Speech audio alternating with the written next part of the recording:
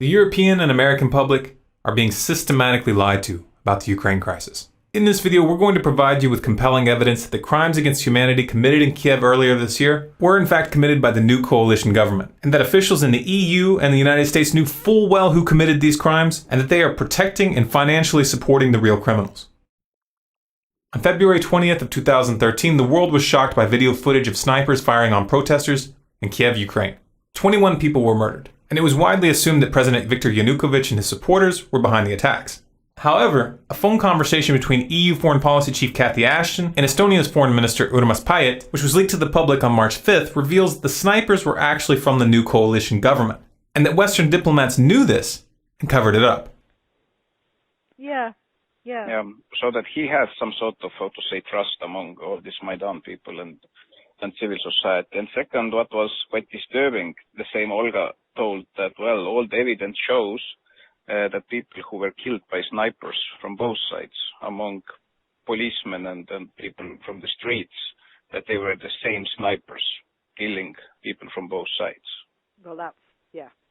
So that, and then she also showed me some photos. She said that has medical doctor. She can, say that it is the same handwriting, the same type of bullets, and it's really disturbing that now the new coalition that they don't want to investigate what exactly happened. So that there is now stronger and stronger understanding that behind snipers it was not Yanukovych, but it was somebody from the new coalition.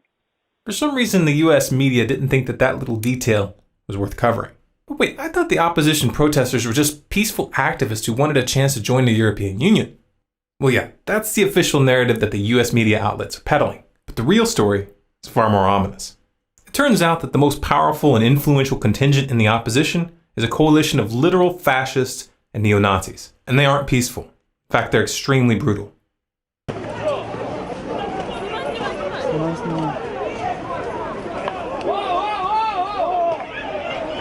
The most prominent among these extremist groups is an organization called Svoboda.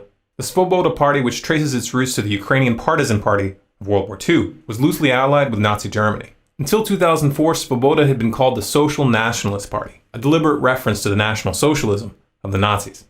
And we're not throwing the term neo-Nazi around here as an empty slur. The leader of Svoboda, Oleg Tyahnybok, has openly targeted Jews and ethnic Russians in Ukraine for many years.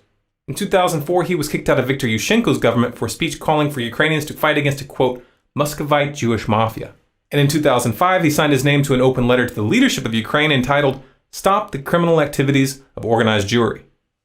And none of this was a secret. The BBC was already reporting on the danger that Svoboda's rise posed back in 2012. And the EU passed a resolution that same year condemning Svoboda as, quote, racist, anti-Semitic, and xenophobic. Yet somehow the US government thought it was appropriate to back these extremists. This is a picture of Victoria Nuland from the US State Department meeting with Oleg Tyahnybok in February. And this is a picture of Senator John McCain sharing a stage with Tyahnybok in December. But why would the US government work with neo-Nazis? Because they thought that they could control the situation. They thought that they could install their puppets behind the scenes and manipulate the situation in their favor. That same Victoria Nuland who met with Svoboda in February was caught on another leaked call discussing who they would put in power. What do you think? I think we're in play. The Klitschko piece is obviously the complicated electron here, especially the announcement of him as deputy prime minister. And you've seen some of my notes on the troubles in the marriage right now, so we're trying to get a read really fast on where he is on this stuff.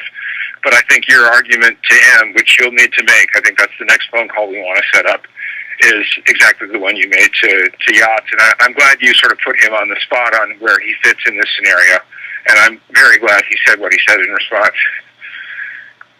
Good. So I don't think Klitsch should go into the government. I don't think it's necessary. I don't think it's a good idea. Yeah, I mean, I guess you think, in terms of him not going into the government, just let him sort of stay out and do his political homework and stuff. I'm just thinking, in terms of sort of the process moving ahead, we want to keep the moderate Democrats together. The problem is going to be Tyahnybok and his guys. And, I'm sure that's part of what Yanukovych is calculating on all of this. I I think Yats is the guy who's got the economic experience, the governing experience. He's the guy, what he needs is Klitsch and Tony Book on the outside. He needs to be talking to them 4 times a week. I just think Klitsch going in, he's going to be at that level working for Yatsenyuk. It's just not going to work. Yeah, no, I think that's right. Okay. The mainstream media tried to draw your attention away from the important part of that conversation by focusing on the fact that she used a cuss word when referring to the EU. Did I write you that this morning? Yeah, I saw that. He's now gotten both Seri and Ban Ki-moon to agree that Seri could come in Monday or Tuesday. Okay. So that would be great, I think, to help glue this thing and have the UN help glue it. And, fuck the EU. The US government thought that they could control this beast, but they were wrong. Svoboda and the right sector are not toys to be played with. These groups are armed, they're forceful, and they view this crisis as an opportunity to reshape Ukraine in their own image. This video shows a prominent leader from the right sector, Alexander Muzhichko, brandishing an AK-47 in parliament, letting them know who's in charge. This is the same Alexander Muzhichko who's made public statements in the past vowing to, quote, fight against Jews, communists, and Russian scum for as long as he lives. As long as I live, I will fight against Jews, communists, and Russian scum. Apparently, the US government has been a little slow to catch on to the fact that their hand has been exposed. In March, a senior US official told Reuters that, quote, since entering the Ukrainian parliament in October of 2012, the Svoboda leadership has been working to take their party in a more moderate direction and to become a modern European mainstream political party. The leadership has been much more vigilant about expelling or otherwise punishing individual members who engage in xenophobic behavior or rhetoric. Oh, so it's okay to use known neo-Nazi groups to topple a government as long as their leaders keep their people from saying anything stupid in front of cameras for a few months. The reality of the matter is that, as ridiculous as this position makes Washington look, they're trapped. They can't deny that Svoboda and right sector are running the coalition government when Svoboda holds 5 senior posts, including the deputy prime minister position. And the right sector's Dmitry Yarosh is now the country's deputy secretary of national security. But what about that dramatic video, I Am Ukrainian, that went viral as the crisis was unfolding? It was so compelling, so heart-wrenching. Yeah, but who made it? A whisper to a roar. Who are these people? Oh look, a link in the description. Let's click it. They have a website. And a behind-the-scenes section. Oh, it lists the filmmakers. Who's this here?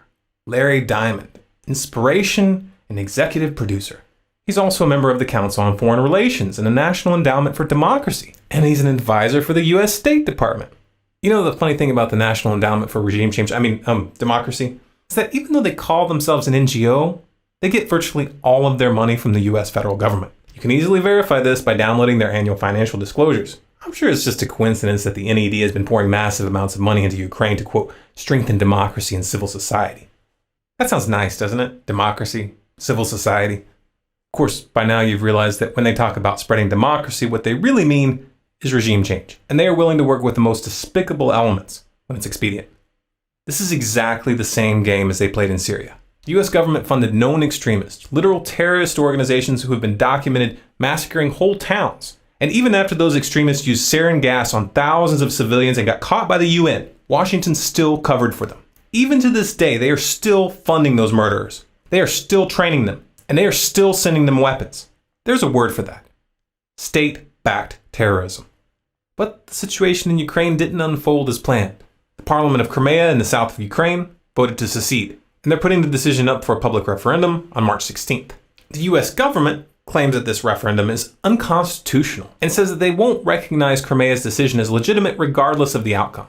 So a foreign-backed neo-Nazi coup which takes control of the government without a vote is constitutional, but a declaration of independence placed to a general vote is not? Seriously, that's the best you guys can do? Who writes these scripts? Take a step back and look at the pattern. The real stakes of this drama are much bigger than Ukraine or Syria. And these are not random or isolated events. We are witnessing the final stages of a geopolitical chess game that is designed to end in war. But in order to get that war, they need to convince you, the public, that they didn't see this coming. They need you to believe that the other side was the aggressor. They're counting on you not paying attention to the fact that Obama signed an order targeting Russia with sanctions this past week and revoking the visas of a number of Russian diplomats. They're counting on you not noticing that Russia had warned that such a move would result in Russia dropping the dollar and encouraging others to do so as well. Oh, and did I mention that China is on Russia's side in this conflict? The same China who keeps our economy afloat by loaning us more and more money. That's a brilliant idea. start an economic war with China. These people are counting on you to be too naive to realize that economic warfare invites physical warfare. They're playing chicken with your children's future, and they think you're too stupid to connect the dots. Prove them wrong. We highly recommend that you verify the information presented here for yourself. In the description, you'll find a link to a page on our website which lists all of our sources. If you'd like to keep up with what's really going on in the world, go to our website, scgnews.com, and sign up for email updates. If you sign up for these updates, you'll get notified of any new articles or videos that we put out. And this is important because we're able to put out a lot more content covering a lot more topics in article format than we are in video. You can also find us on Facebook, Twitter, and Google+, by searching for Storm Clouds Gathering or SCG News.